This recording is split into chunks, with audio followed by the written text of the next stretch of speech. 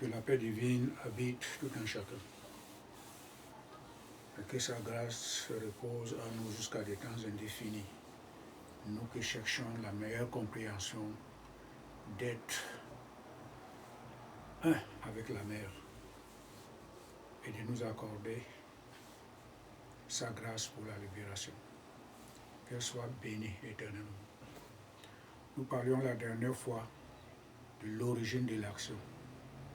Nous avons compris que l'action n'est pas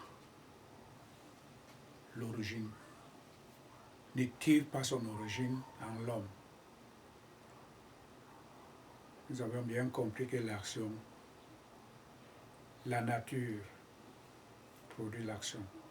Cette nature des trois gunas, ou en un seul mot, la mère, qui est le père et la mère de cette création, Makali, c'est elle qui est à l'origine de tout ça. Donc, elle attribue donc les actions qui doivent être accomplies au quotidien à travers nous, tout simplement, pour l'accomplissement de son évolution cosmique. Que l'individu ne contrôle rien, il ne peut qu'accomplir l'action telle que cela lui a été donné par la Mère divine. C'est fabuleux. Nous avons compris que sa loi réside en tout un chacun. En bien ou en mal, nous allons faire ce qu'elle nous demande de faire. Et c'est ça qui se passe tous les jours, sans s'en rendre compte. Pourquoi? Parce que nous ne sommes que l'outil. L'être humain ordinaire, nous avions bien compris plusieurs fois d'ailleurs, qu'il n'est que l'outil qui est représenté sous la forme de l'ego. Nous avons compris que aussi longtemps que la mère, en tout un chacun de nous, dort sur le plan cosmique, elle agit en tout un chacun à travers l'expression de l'ego. Pourquoi? Parce que aussi longtemps que la mère est endormie en tout un chacun, l'être humain ordinaire est plutôt éveillé sur le plan phénoménal. Il est ébloui par cette nature d'ordre matériel et il ne court qu'après les intérêts à réaliser sur le plan matériel. C'est tout. Aussi longtemps qu'elle dort, l'ego est en exercice. Donc en tout un chacun, il y a deux maîtres. Il y a le vrai, la mère ordinaire, la mère divine, qui est l'esprit et qui est en même temps le vrai soi de tout un chacun. Quand elle dort, elle s'exprime à travers l'ego, qui n'est qu'un outil qu'elle utilise pour que l'individu soit embrasé par ce monde phénoménal qui croit que tout est nouveau, alors qu'il est toujours ici à tout moment, et qu'il a connu tous les âges, et qu'il a vécu toutes les civilisations, il a vécu tous les phénomènes naturels qui ont changé. Et ceux qui sont présents, il est en train de les vivre. Mais il a oublié tout ça, il croit que tout est nouveau. Il risquera même, il pense même tout emporter avec sa mort, quand il quittera ce monde, parce qu'il est ébloui. Alors, tout ça, c'est le produit de la mère divine.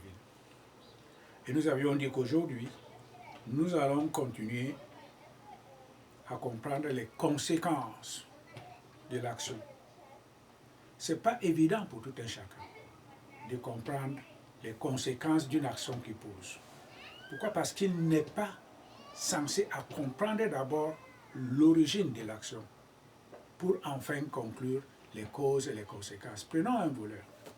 Il passe à travers quelque part. Il est ébloui par un article exposé en vitrine.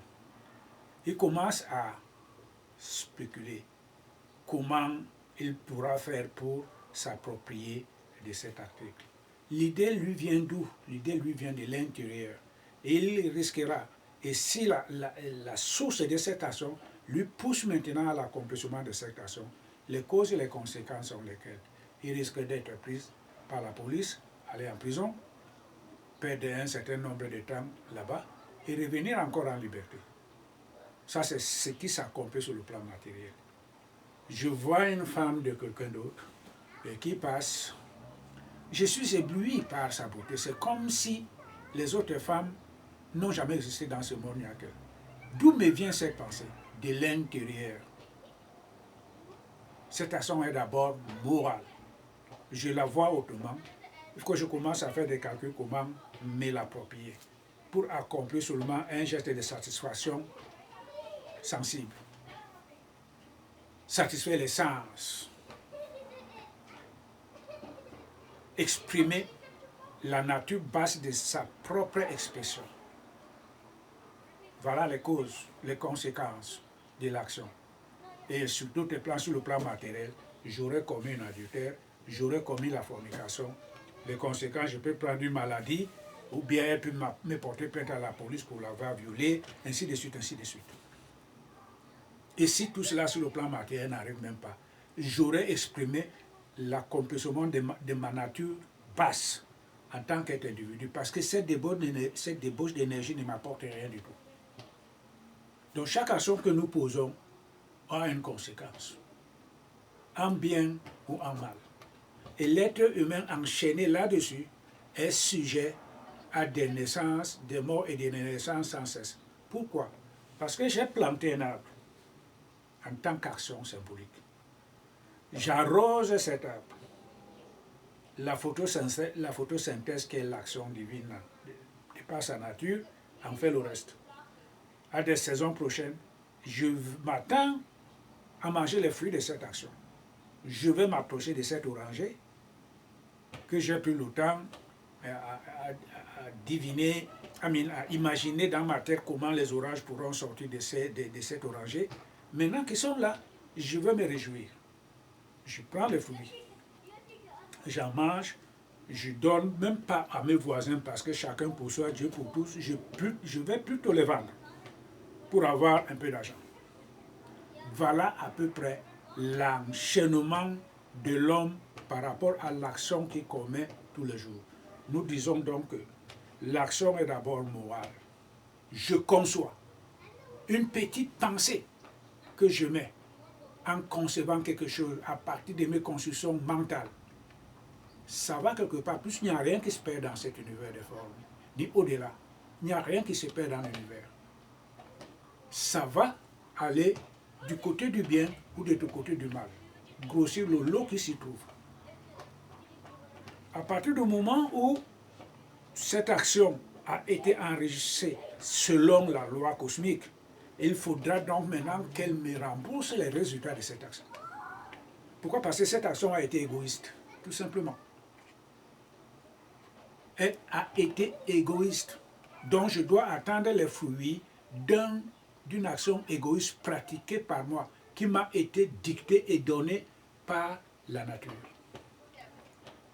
Pourquoi? Parce que la nature trouve que j'ai les éléments qui lui sont tout à fait honorables pour accomplir une telle action.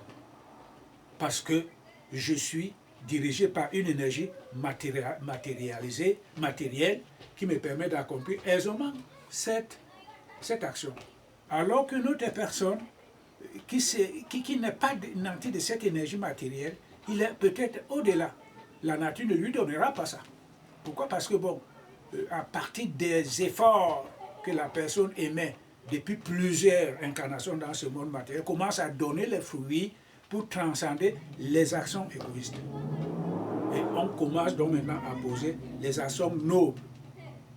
Et c'est pour cela que le divin incarne en tant qu'avatar pour nous permettre, ou bien commencer à comprendre la différence, l'action qui apporte les fruits et à travers laquelle action on est enchaîné pour atteindre les fruits, et l'action noble qui ne donne plus de fruits. Pourquoi? Parce qu'on a compris que on doit tout faire pour que cette action posée soit posée pour l'amour divin. Que ce soit devant une personne, que ce soit n'importe quoi que ce soit. L'action que nous posons doit être posée par un amour divin. Ou autrement dit, ça doit être comme une offrande que nous donnons à la divinité. Comment peut-on comprendre cela? Comment peut-on alors l'appliquer? L'action juste et l'action injuste. Prenons un cas. Krishna dit à Arjuna, tu as appris à partir des Védas que tu ne dois pas faire ceci, tu ne dois pas tuer, tu ne dois même pas manquer de respect à ton grand-père, ainsi de suite. Tout ça, c'est bon. Tout ça, c'est bon. Mais quand tu auras transcendé les Védas, alors tout ce que tu auras appris à travers ces enseignements te seront complètement indifférents. Pourquoi? Parce que Arjuna aura atteint la connaissance. Et cet état d'évolution permet à l'être humain de transcender alors l'action.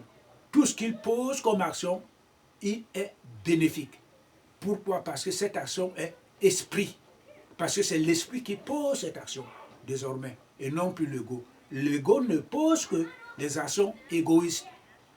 Dans Galates chapitre 6, nous allons le lire bientôt. C'est ça que nous devons comprendre. Il y a deux types d'actions. Il y a l'action pure, l'action qui est posée par amour divin, et l'action injuste sur laquelle on est attaché, qui attend les résultats. Combien de fois on peut prendre des exemples? Je vais cultiver un champ tout simplement parce que j'attends le fruit pour nourrir mes enfants la saison prochaine. C'est une action injuste. C'est une action elle est noble, elle est loyale. Pourquoi? Parce que je suis un père de famille pour nourrir mes enfants. Mais cette action est liée à l'état de la nature qui est matériel. Ça se limite là. Je vais travailler pour qu'on me paye. C'est naturel parce que tout cela ne se résume que sur le plan matériel. Je vais m'investir intellectuellement, c'est moral, matériel. Pour attendre l'argent, c'est aussi matériel. Donc on tourne en rond sur le même plan, sur le plan de la Maya, l'illusion. Je vais épouser une femme. Qu'est-ce que je vais lui dire en premier? Vous êtes belle, je vous aime. Par exemple, tout ça c'est les mythes qu'au plan de la Maya. Ou avec toi, je vais former un bon couple, nous allons faire des enfants. C'est toujours sur le plan matériel. Les enfants vont être nés, on va les inscrire à l'école. C'est toujours sur le plan matériel. On est en train de se battre pour qu'ils fassent des bonnes études, comme ça ils auront des grands diplômes à l'université, ils vont avoir des bons travaux, des bons emplois. C'est toujours sur le plan matériel. Je vais faire ceci parce que j'attends le fruit de cette action qui est surtout et ne serait que basé sur le plan d'ordre matériel.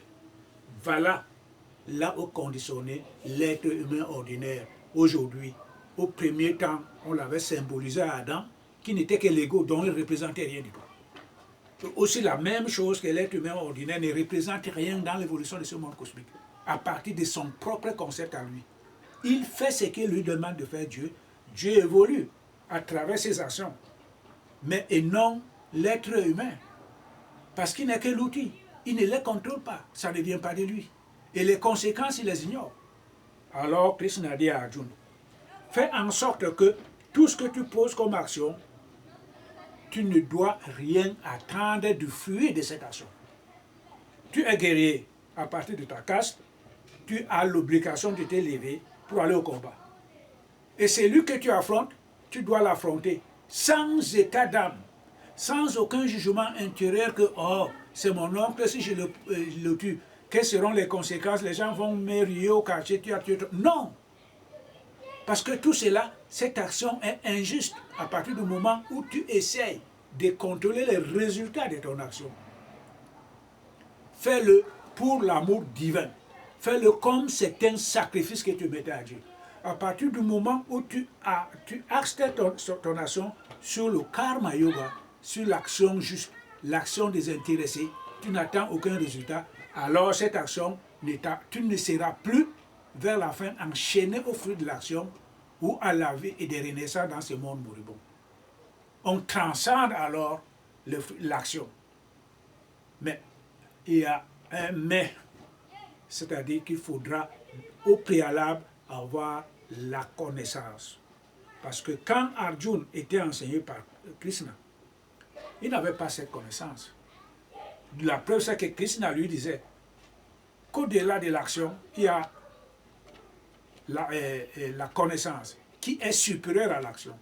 Ça veut dire que quand tu appliques le karma yoga que je suis en train de t'enseigner, sans toutefois pour le temps expliquer comme ça, Mais c'est ça que faisait, c'est ça que laissait dire Krishna et Arjuna. Applique le karma yoga. Pratique les actions désintéressées. C'est ça qu'il te faut. Alors la connaissance jaillira. C'est ça que l'individu qui cherche doit comprendre. La connaissance libératrice ne se vend pas au supermarché. Tout le monde prendrait ça. Tout le monde prendra ça. Mais l'application de l'action juste est l'émanation de l'adoration divine. Quand on a une adoration divine à son Dieu de prédilection, on a le Bhakti Yoga pour ceux qui aiment la mer, on a le Karma Yoga, donc le yoga de l'action, la connaissance finit par jaillir. Et à partir du moment où cette connaissance est là, la connaissance ne peut être là qu'à partir du moment où il y a l'éveil de la conscience infinie. C'est cet éveil de la conscience infinie qui apporte l'action. Et les conséquences de cette action ne sont plus les nôtres. Pourquoi? Parce qu'on est esprit maintenant. L'esprit qui agit n'est plus l'ego qui agissait. C'est l'ego qui pose les actions matérielles ou les actions injustes. C'est l'ego. Mais l'esprit ne pose que ce qui est juste et ce qui est libérateur comme action. Voilà la différence. Nous allons le lire dans la Bible. Dans Galates chapitre 6, ce que l'apôtre Paul disait. Vous, vous êtes nés de nouveau, les actions que vous posez ne sont qu'esprit. Et cela ne vous enchaîne plus au mal. Mais ceux qui agissent par l'esprit posent les actions de l'esprit qui contribuent à l'évolution de l'espèce jusqu'à la conclusion de la réalisation de soi et du divin. Voilà ce que pose comme esprit, voilà ce que pose comme action l'esprit. Et ceux qui ne le sont pas, c'est l'ego, posent des actions purement matérielles, ils sont enchaînés à travers cette action pour les vies et des renaissances parce qu'ils doivent attendre le fruit de ces actions, en bien ou en mal. Personne ne peut le changer. Nous avions dit au premier temps que c'est Dieu qui a créé l'homme et c'est lui qui a créé l'action. Pour l'évolution ou bien pour l'inévolution de l'être humain. Il a posé le dharma ou l'application de cette action. Et les maîtres viennent enseigner donc quelle est la bonne application de cette action. C'est l'action juste, c'est l'action désintéressée. Alors l'humanité dans son ensemble tourne sur le même point de l'action injuste. Tout ce qu'ils posent, c'est comme ils attendent le résultat. Je suis ami avec quelqu'un parce qu'on va tout le temps boire. Mais j'ai payé même aujourd'hui, mais lui n'a jamais rien payé. Ça commence à émaner, et cette pensée commence à émaner en moi. C'est déjà pas bien. Parce que c'est un jugement. C'est l'ego qui juge. C'est l'ego qui sépare. C'est l'ego qui trouve les limites de chaque chose. Et les conclusions négatives qui vont avec les concessions, blablabla, c'est l'ego, c'est l'être matériel, c'est l'être humain ordinaire, qui n'a aucune étincelle divine en lui, qui n'a pas l'éveil qui pose les choses comme ça. Mais l'être qui a déjà l'éveil de la conscience, il est déjà esprit. Alors tout ce qu'il pose comme action, ces actions contribuent à l'évolution de l'âme jusqu'à la complète connexion avec le divin. Voilà la différence des deux choses. Donc nous avons donc ces actions qui viennent du Créateur en un mot. Il utilise deux types d'acteurs. Il y a l'acteur matériel dans ce monde. Il y a l'acteur spirituel. L'acteur spirituel pose des actions basées sur l'esprit et les acteurs matériels posent des actions basées sur la matière. Et les deux ne peuvent jamais être identiques. Dieu l'a dit. Ils ne peuvent même pas synchroniser. Ils sont diamétralement opposés. Pourquoi? Parce qu'il y a l'un qui pose les actions sur le plan de l'esprit, monte vers la réalisation divine. Et l'autre tourne en rond jusqu'à la fin de ses jours, il renaîtra pour trouver la récompense de ses actions en bien ou en mal. D'autres peuvent même se sacrifier, ne même plus regarder ce monde matériel, commencer à transcender le monde matériel. Ils vont acquérir les énergies Ils vont acquérir les énergies qui contribuent au développement de l'esprit et non de l'éveil de l'âme. Ils peuvent même devenir des demi-dieux, des dieux. Quand ils mourront, ils pourront même devenir des dieux au-dessus. Ils vont aller dans le monde de Brahma.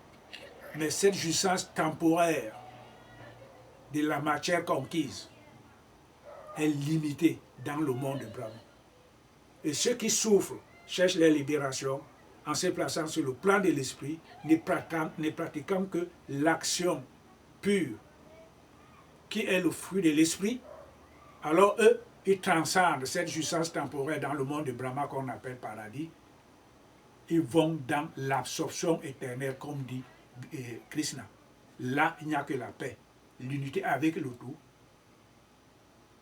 dans les trois mondes, dans le monde de la causalité de la cause, qui est le ser suprême de la divinité. Donc voilà les trois choses.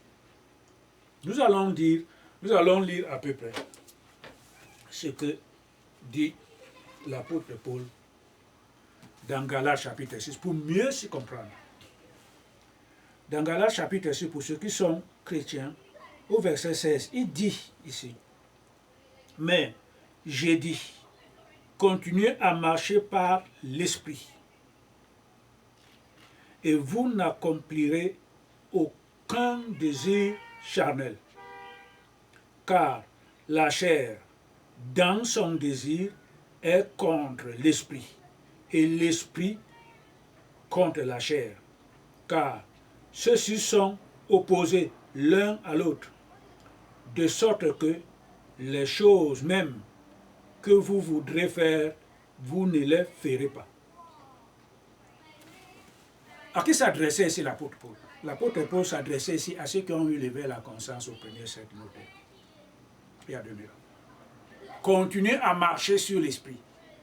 On ne peut pas dire à quelqu'un qui est aveugle de continuer à marcher sans canne ou bien sans un guide. Continuez à marcher sur l'esprit. Pourquoi? Parce que vous l'êtes déjà. Ils étaient déjà devenus esprits. La Bible nous l'a dit. En tant que notre, ils ont reçu l'Esprit Saint. Ils commencèrent à parler en langue et ils devinrent directement des dieux. Donc ils avaient reçu la naissance de l'Esprit. Ils étaient devenus esprits.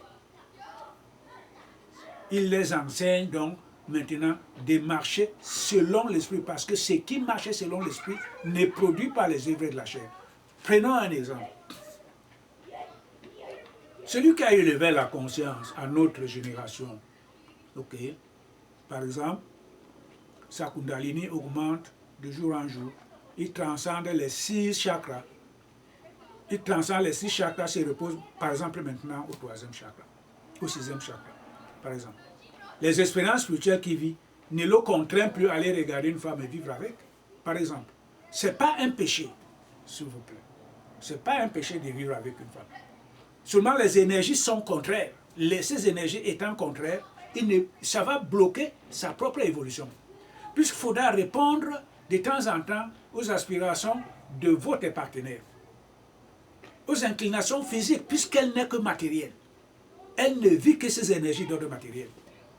Viens me montrer que tu m'aimes. Il faudra aller maintenant au lit, faire l'amour, faire des relations sexuelles avec elle. Par exemple, pour celui qui est de l'esprit, cela représente l'expression de sa nature la plus basse qui continue encore à produire. Cette débauche d'énergie, ça ne lui sert à rien. Il faudra qu'il réponde à des questions à cette personne qui est sa partenaire, qui est dans le manquement spirituel parce qu'elle ne comprend rien du tout.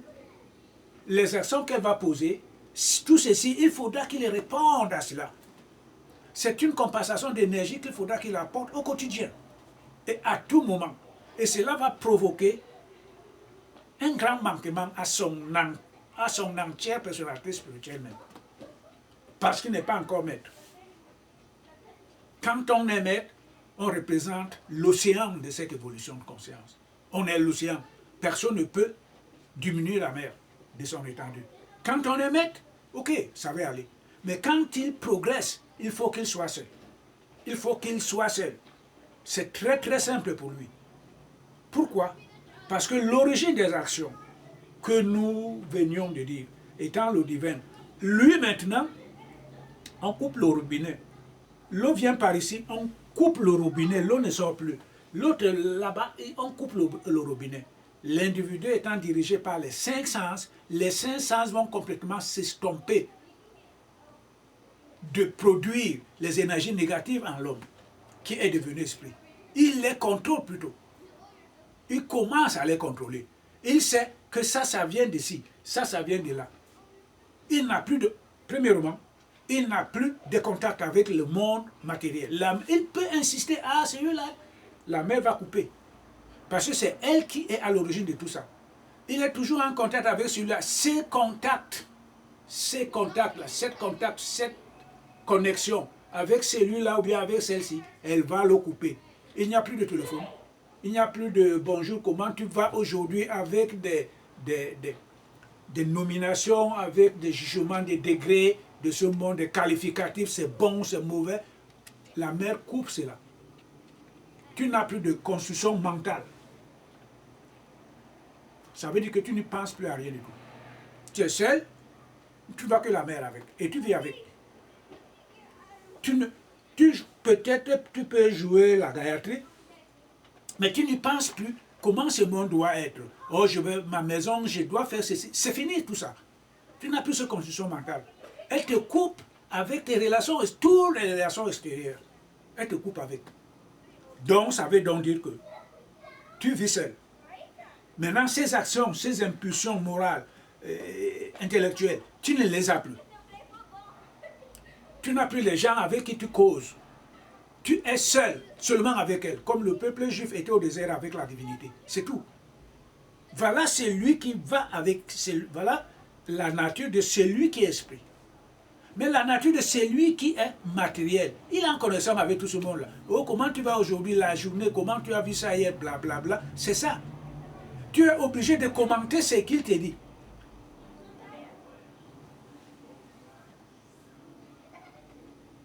Il t'a raconté une histoire. Tu vas partager les sentiments avec ce qu'il te dit. Tu vas même avoir une compassion par rapport à ce qu'il est en train de subir. Mais ce qu'il est en train de subir, ça dépend de son karma. Et ce qu'il est en train de subir, ça dépend de l'origine de la somme qui n'est que divine.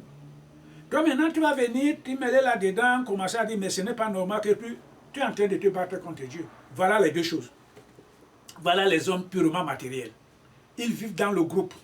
Ils croient être heureux, c'est bon. Le groupe ne donne rien du tout à celui qui doit s'élever.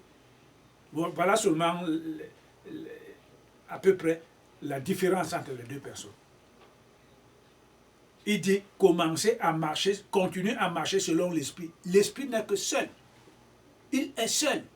Quand on s'identifie à cet esprit primordial, on devient seul. On n'est qu'avec. Il n'y a plus rien d'autre qui existe à travers cela. Les gens que tu étais avant, quand tu sortais même de l'Égypte, tu as traversé la mer Rouge, tu continuais toujours à y penser de temps en temps, ça va, plus tu t'avances, plus ça s'éloigne. Ça coupe. Les gens ne peuvent même s'en rendre compte pourquoi ça coupe, mais c'est comme ça que ça doit être. Pourquoi? Parce que la mer ne peut pas te purifier tous les jours. Tu vas prendre, l'énergie que tu prends là-bas, elle est d'ordre matériel.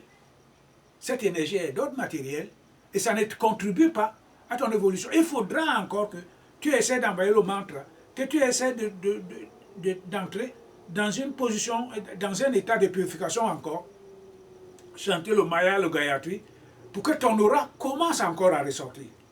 Mais aussi longtemps que tu es plongé là-dedans, avec cela, ton aura il est comme embourbé dans de l'obscurité. Alors il faudra que ton aura reprenne encore son état, son éclat, avant de revêtir encore la complète personne spirituelle que tu deviens. Donc la mère ne peut pas. Autrement dit, c'est travailler pour rien en somme. C'est pour ça que Jésus a dit, laissez les morts enterrer les morts. Bon, maintenant, vous continuez, vous progressez sur le plan de l'esprit, tu laisses les morts enterrer. Parce que ceux qui sont dans l'ordre matériel sont des morts. On insulte personne, mais on explique, on essaie d'apporter la lumière seulement de la connaissance divine, telle que les choses doivent se présenter. Nous avions dit la dernière fois, on a pris les exemples. Je vais encore répéter cet exemple. Ram était le symbole de la pureté et de la perfection divine. L'image de sa femme, qu'on appelle Sita, et que Ravan avait incarné, était le symbole de la Maya. Et l'état dans lequel elle était gardée par Ravan symbolisait cette nature moribonde, qui n'est que l'impureté et tout. Ram, à la fin de la guerre, Ram tua Ravan. Mais il ne s'empressait pas. Il ne s'empressa pas d'aller prendre sa femme. Il envoya quelqu'un là-bas. Voilà. Il envoya Hanuman d'aller prendre Sita dans la cité de Ravan. Parce que ça symbolisait que l'illusion, l'impureté, la Maya.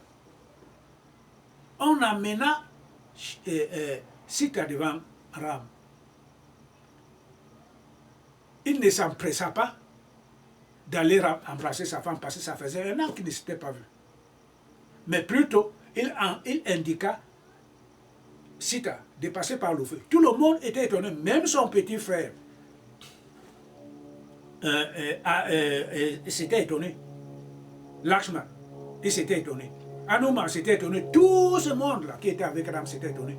Pourquoi cette femme qui a souffert pendant 12 mois, sous les intempéries dehors, il faut encore qu'elle passe par le feu. Maintenant, pour aller rencontrer sa femme, Ram dit que c'est par là qu'elle doit passer. Parce que lui, en tant que Avatar, le Dieu suprême, il savait ce qui se passait. Alors, si tu as dit à Lakshman d'organiser le feu, si je suis juste, si je suis fidèle, et que je n'ai commis aucun acte de sexualité avec Ravan ou bien de complaisance avec ce monsieur, le feu étant le seul Dieu suprême, ma pureté va se manifester à travers ce feu. Elle entra dans le feu.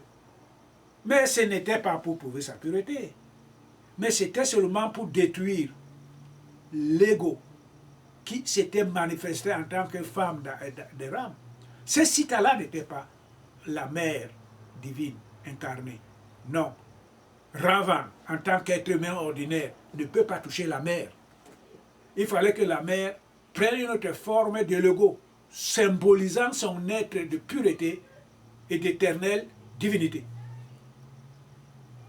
C'était le symbole. Ça montre donc que quand on pose un ordre matériel, on est loin de la divinité. Il faut passer beaucoup de vies à travers la purification. Quand bien même on a eu cet éveil de la conscience. C'est pour ça que le chakra, pour certains, ne passe pas d'un chakra à un autre au cours d'une seule même vie. Ça peut passer, certains peuvent naître plusieurs fois encore avant que peut-être le chakra arrive au sixième front pour commencer l'exode spirituel.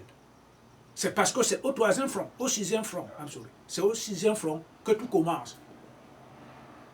Parce que c'est là où la mère dit que quand je sais que tu as atteint un niveau de non-retour, en ce moment-là, alors je commence la grande purification. Parce que si elle commence au début, on peut s'enfuir. Moi, j'ai rencontré une dame dans un séminaire qui disait que elle a eu l'éveil de la conscience, certes, mais son chakra était au second niveau. Elle dit que elle a perdu ses 5 enfants, du coup, elle était devenue folle, elle a abandonné. Elle avait abandonné la spiritualité. Pourquoi? Pourquoi Dieu peut-il, Dieu que je sers, je fais tout? Non, mais tout simplement parce que c'était une épreuve, une petite épreuve. Elle a succombé. Après, elle est revenue quand même. Parce que l'éveil étant là, elle est sûre de ne plus jamais se perdre. C'est seulement quand, mais pour se perdre encore, c'est impossible. Elle était revenue, bon maintenant je l'ai fait comprendre, nous avions discuté, je lui ai dit c'était une épreuve. Il y a les autres qui en avons plus que cela. Mais quand l'énergie arrive au sixième front, quelle que soit l'épreuve qui arrive, tu continues. Parce que c'est là qu'on commence l'exode spirituel pour la libération, la connexion avec le soi. C'est comme le peuple juif. Ils étaient en Égypte. Ils sont entrés en Égypte, 12 personnes. Quand ils sortent, ils étaient 600. 600 000 qui sortaient d'Égypte. Le chiffre 6 s'était prononcé. Quand il se prononce, tu commences donc maintenant l'exode rural, l'exode spirituel, tu ne peux pas le commencer au cinquième chakra, ni au quatrième, ni au troisième. Il faut qu'il arrive au sixième pour commencer cet exode spirituel. Voilà. Pourquoi? Parce qu'on est nanti d'une autre force. À partir de ce moment-là, on a atteint presque la maturité. Le 6 représente la conscience christique, où tout s'exprime. Le pardon, l'endurance, l'amour, tout. Et à partir de ça, vous pouvez commencer les œuvres spirituelles. Tout ce que vous allez rencontrer devant, vous allez le transcender. Donc voilà à peu près ce qui marche selon l'esprit. Quand on marche selon l'esprit, tout ce qu'on produit ne peut contribuer qu'à l'élévation de l'âme vers son évolution. Et tout ce qu'il produit, ceux qui n'ont pas l'éveil, c'est dans la matière. Ça ne donne rien du tout. C'est ça qui est écrit dans la Bible. Ça ne donne rien. Parce que ceux qui sont encore sur l'état de la matière, il faut qu'ils attendent la grâce divine pour qu'ils deviennent esprit. À partir du moment où on est devenu esprit, alors on commence à poser les actions de l'esprit qui est un et qui mène vers la libération.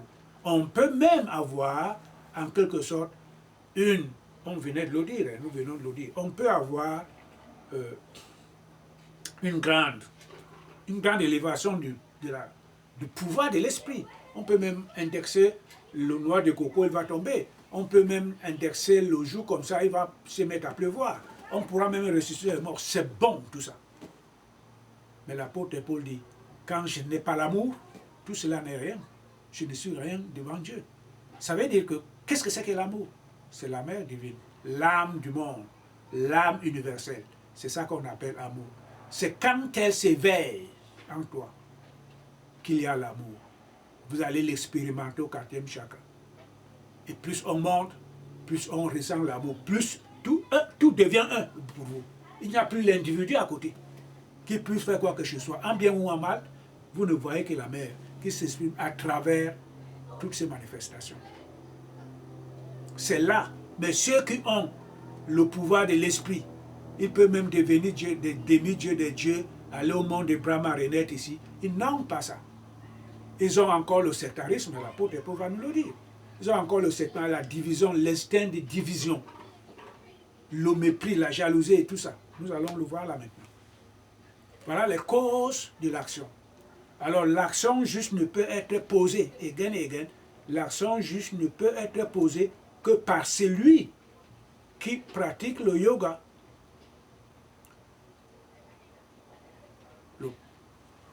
De la connaissance, et la connaissance viendra. Et cette action n'est réellement posée, pour bien parler, pour mieux exprimer ce que je suis en train de dire. C'est-à-dire que l'action juste ne peut être posée que par ceux qui pratiquent d'abord cette action, et après avoir reçu l'éveil de la conscience, alors l'esprit qui jaillit en cette connaissance posera cette action. Et non la matière, et non l'ego.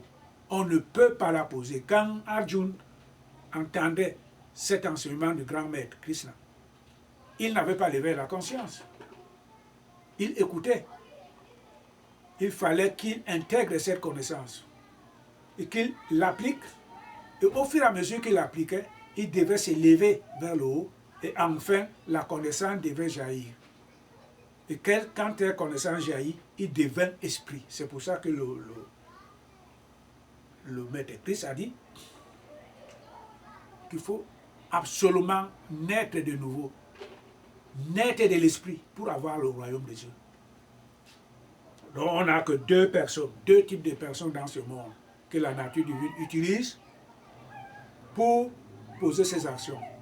C'est ceux qu'il utilise sur le plan matériel pour poser ses actions. Les conséquences de ces actions n'étant pas juste, les enchaînent au fruit de cette action, de ces actions. Et l'enchaînement du fruit de ces actions sont déterminés par, étant déterminés par leur karma, produit alors les vies et les renaissances, les morts et les vies sans cesse dans ce monde matériel. Et ceux qui posent les actions sur le plan de l'esprit, ceux-là sont appelés à ne plus renaître dans ce monde. Voilà les deux cas. C'est pour ça que l'autre part, le grand maître Christ avait parlé du petit troupeau et de la grande foule. Ils sont complètement différents. Des 144 000, les co-héritiers de Christ qui doivent gouverner dans le royaume des cieux, le symbole de l'ordre cosmique universel. Quand on est esprit, on est appelé, on s'identifie comme étant un maillon de cette chaîne cosmique universelle. Il faut être de nouveau, né de nouveau. Et quand on ne l'est pas, on est dans le monde de la matière. Il n'y a pas de demi-mesure à cela, parce que c'est la Bible qui nous le dit. Donc les causes et les conséquences, les causes, c'est ce que nous venons d'expliquer là. Alors maintenant, il dit ici au chapitre 18, d'autre part, si vous êtes conduit par l'Esprit, vous n'êtes pas sous la loi. Voilà. La loi n'étant que la loi de la chair. La loi de la chair, la loi de l'ordre de la matière. On n'est plus là, on n'est plus sous la loi. Quand on est né de l'esprit, on transcende la loi. On devient un. On devient connecté avec l'ordre cosmique universel. Et tout ce qu'on pose, c'est l'action qu'on pose qui est purificatrice. Cette action est pure. Parce que c'est l'esprit qui pose cette action. Et non plus l'ego. C'est l'ego qui est sous l'emprise de la matière. Ok. Il continue ici. Or, les œuvres de la chair sont manifestes. Ce sont la fornication, l'impureté, des règlements, l'idolâtrie, pratique du spiritisme, inimitié, querelle, jalousie, accès de colère, dispute, division, secte, envie, saoulerie, orgie et des choses semblables. Quant à ces choses, je vous préviens que ceux qui pratiquent de telles choses n'hériteront pas le royaume de Dieu. Voilà. Voilà les conséquences de ces actions. Les conséquences de l'ordre de la matière en tant qu'action posée par l'être qui n'a pas l'éveil de la conscience. C'est ça. Qui n'a pas l'éveil, il est matière, il est l'ego. Il pratique tout ceci au quotidien sans s'en rendre compte. Et Dieu n'est pas fou. Il ne prendra pas celui qui est pur. C'est lui qui est né l'esprit pour le pratiquer. Je venais de vous dire que un samsaya, c'est lui qui renonce à tout ce qui est du monde matériel. Il va rencontrer une femme. Prendre cette femme, par exemple, avoir des relations avec elle, ce n'est pas une loi. Mais il trouve seulement que c'est une débauche d'énergie pour rien. Parce qu'il est appelé à vivre selon le plan de l'esprit qui est supérieur de cette nature. Il est appelé à vivre selon le plan de la nature qui est supérieur et qui est esprit. Voilà ce que je voulais dire. Alors que l'application de ces choses, les relations sexuelles avec c'est l'expression de la nature la plus basse, qui est basse, et qui regarde seulement le monde de la matière. Il ne peut pas être en les deux, c'est impossible. Il ne peut pas. Cela ne lui vient même plus à l'idée. Pourquoi? Parce que la mère divine qui accorde les nations à tout un chacun ne l'autorise pas, ne l'admettra pas. Et une femme qui te regarde, elle veut venir avec toi, tu peux même lui dire, viens, tu vas ouvrir la porte. Toi, tes tendances sont seulement à l'aider à pouvoir comprendre la nécessité de commencer à appliquer sa vie sur le plan du yoga. Et il aura une autre vie qui pourra lui permettre, par exemple, de changer. Alors qu'elle est en train de scruter les sentiments, de lui caresser, ainsi de suite. Ce serait la dernière fois pour elle de venir chez toi. La prochaine fois, elle ne pourra même plus t'appeler. Il y aura toujours quelque chose de mystique qui va se produire entre toi et elle. Pourquoi? Parce que la mère divine, c'est elle qui contrôle toutes les actions. C'est elle qui voit tous les mobiles qui anime toutes les actions. Et c'est elle qui fait tout pour ses disciples, dévoués pour la libération. C'est elle qui assure la protection de nous. On peut être naïf, mais elle ne l'est pas. Voilà. Alors, on continue ici.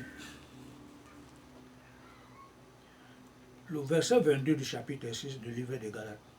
Par contre, le fruit de l'esprit est amour, joie, paix, patience, bienveillance, bonté, foi, douceur, maîtrise de soi.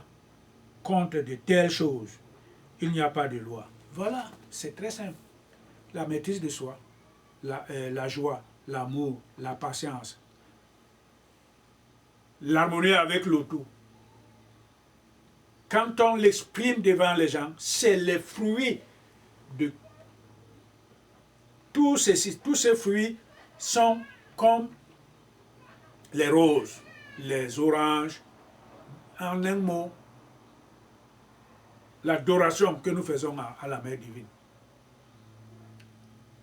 Nous lui offrons les offrandes que nous donnons à la Mère divine. C'est-à-dire que l'individu, quand il atteint ce niveau, il a conscience et vit au quotidien ses expériences. C'est que tout ce que je dois dire, tout ce que je dois entendre, tout ce que je dois faire, ça doit être des cadeaux que je fais à la Mère divine. Comme je suis dans mon sanctuaire, je prépare les roses, je prépare les oranges, je prépare l'eau, je prépare l'encens, à lui offrir le feu, à lui offrir. C'est pareil. On n'est plus en mesure de juger qui que ce soit, parce qu'on jugera la Mère. On n'est pas en mesure d'entendre les chansons qui honorent la matière. On n'est plus là-dedans. On ne les écoute pas. On n'écoute même pas la télévision. On ne regarde même pas la télévision. Tout ce que les gens parlent là-bas ne regarde que le monde matériel. On n'a aucune chaîne de télévision. On ne regarde pas. Des fois même, on est étonné qu'un jour, on se lève pour aller peut-être au travail, on trouve que la compagnie est fermée, vous téléphonez, on vous dit non, aujourd'hui c'est férié. Pourquoi? Parce que vous êtes complètement déconnecté. Complètement déconnecté. Et quand on pratique tout ça au quotidien, il n'y a plus de loi. Tout ce qu'on pose comme action est divine. Elle est divine. Pourquoi? Parce que c'est une offre que nous offrons à la Mère. Ça, c'est très très important. Alors, ceux qui le font, ils ne sont pas des œuvres de la chair. Il y a deux catégories. On a dit que l'ego représente la matière. Et tout ce que l'ego pratique, c'est la matière. Il ne peut pas pratiquer autre chose que les fruits de la matière. Et en les conséquences, c'est qu'ils sont enchaînés par le fruit de ces actions. Il y a les résultats de ce que nous trouvons dans ce monde matériel. Et le peu qui pratiquent, comme Jésus a dit que peu nombreux trouvent cette voie. Ceux qui sont nés de l'esprit ne pratiquent plus ça. Eux, ils pratiquent les fruits de l'esprit, qui sont amour, harmonie, foi, justice. C'est ça que produit les gens qui sont purs, qui sont nés de l'esprit, parce que ces œuvres sont pures. Eux, ils ne sont plus entachés par la loi pour le fruit de l'action. Ils transcendent cela. Leur karma ne représente que le karma double, ni bon ni mauvais. Et c'est pour ça que la Mère, qui agit en tout être chacun, veille au gain, continuellement à leur pureté et à leur perfection. Parce que c'est elle qui apporte les fruits et les œuvres de cette perfection. Puisque c'est elle qui distribue tout. Voilà. D'autre part, ceux qui appartiennent à Christ Jésus ont attaché sur le poteau la chair avec ses passions et ses désirs. Voilà. Voilà un divin qui apporte la lumière de ce qui se passe réellement. Quand vous êtes né de nouveau, vous appartenez au corps de Christ. Vous êtes co-héritier avec Christ et vous êtes héritier avec Christ pour les affaires pour gouverner dans le royaume des cieux. Donc vous appartenez à... Vous avez donc sacrifié les désirs de la chair sur le poteau, qui est le symbole de Christ. C'est-à-dire que vous aviez tout remis à Christ. Il ne vous appartient plus à rien du tout. Vous avez tout remis à Christ. C'est très très important. Alors il faut donc que nous comprenions que les conséquences de l'action, nous avions dit que l'action est d'abord morale. Tout dépend de ce que je pense, tout dépend de ce que je conçois à mon intérieur avant de la matérialiser. Et il y a donc deux types d'actions. Il y a l'action injuste pratiquée par l'ego, qui ne rime à rien, qui nous enchaîne plutôt au fruit de cette action. Et les conséquences sont les vies et les renaissances, en passant d'abord par des grandes tribulations qu'on commet. On peut aller en prison, on peut devenir malade, ainsi de suite, ainsi de suite. Voilà ce que ça représente. Et l'autre plan, il y a celui qui est né de nouveau. Il n'est donc pas assujetti à la loi de la matière, parce que ce qu'il commet comme action est pur, puisqu'il est esprit. Il ne produit que les fruits de l'esprit. Alors, ces fruits de l'esprit ne sont ni identiques ni comparables aux fruits de la chair. Lui, c'est une autre chose.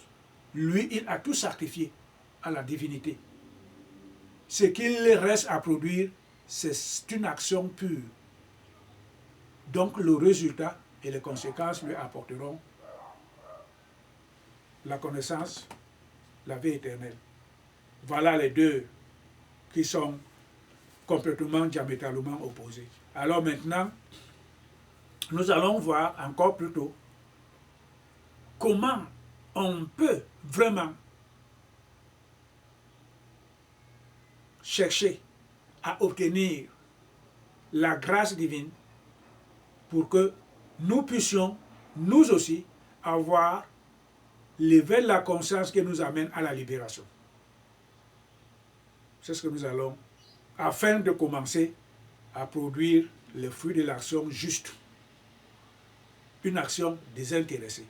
C'est ça que nous allons revoir, nous allons essayer de développer la prochaine fois. Que la Mère divine soit avec tout le monde. Et que sa grâce sur nous repose jusqu'à des temps indéfinis. Merci, Mère.